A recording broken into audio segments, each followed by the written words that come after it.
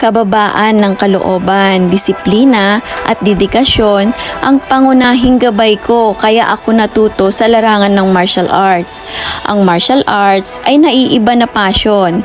Maaari kang masaktan, masusubok ang iyong kalakasan, katatagan at makikilala mo palalo ang iyong kahinaan.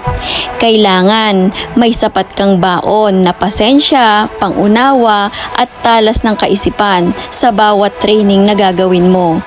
Pagiging alerto na walang halong kaartihan, pakikisama sa kasamahan, hindi pikon at marunong tumanggap ng kahinaan at kamalian.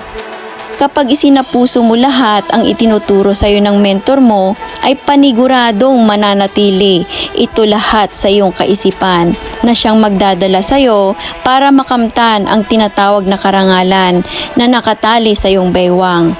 Yan ay ang tinatawag na rank of belt na sumisimbolo ng isang kagitingan na may prinsipyo at katapatan sa kung saan ka nag-umpisa bilang walang alam.